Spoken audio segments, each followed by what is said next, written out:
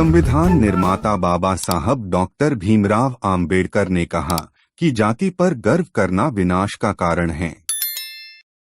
अखिल भारतीय धोबी महासभा, जाटव समाज, कुर्मी महासभा, वाल्मीकि संगठन, यादव महासभा, कश्यप समाज आदि जितने भी जाति के नाम पर बने संगठन हैं, यह बहुजन समाज के महापुरुषों की विचारधारा के खिलाफ कार्य करने वाले संगठन हैं। बहुजन समाज में जन्मे किसी भी महापुरुष ने जाति के नाम पर कोई संगठन नहीं बनाया, न ही जातीय आधार पर कोई कार्य किया। शूद्र, अछूत, अस्पृश्य तुमको किसने बनाया? तुम अब यह जान चुके हो। तुमको 6743 जातियों में किसने बांटा, तुम यह भी जान चुके हो। लेकिन इसके बाद भी अगर तुम अब भी अपनी जाति पर गर्व करते हो तो इसका सीधा सा अर्थ है कि तुम अपनी नीचता पर गर्व करते हो। तुम्हें अपने शूद्र, अछूत, अस्पृश्य होने पर गर्व है। तुम खुद मानते हो कि तुमको नीच होने पर गर्व है। और कुछ लोग तुमसे 3 सीढ़ी ऊपर उच्च हैं। बस यही तुम्हारी मूर्खता है।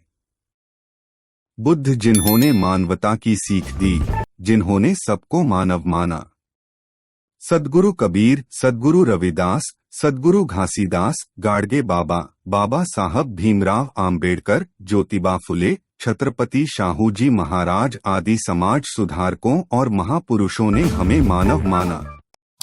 अब वक्त आ गया है समाज के महापुरुषों की जयंती मनाने के साथ साथ महापुरुषों के बताए रास्ते पर भी चलना होगा। जातियों को तोड़ना होगा। अंतरजातीय विवाह को तरजीह देनी होगी। जब SC, ST, OBC सब एक ही हैं, तो फिर हम अलग अलग जातियों में बंटकर आपस में एक दूसरे को छोटा बड़ा क्यों समझ रहे हैं? अगर हम जातियों को नहीं तोड़ते हैं तो वर्षों तक यह राग अलापने से कोई फायदा नहीं कि मनुवादियों ने हमें शूद्र, अछूत, अस्पृश्य बनाया। आज जब हमें यह तथ्य ज्ञात हो गया है तो अब SC, ST, OBC मिलकर बहुजन समाज रिश्तेदारी के सूत्र में बंध जाएं।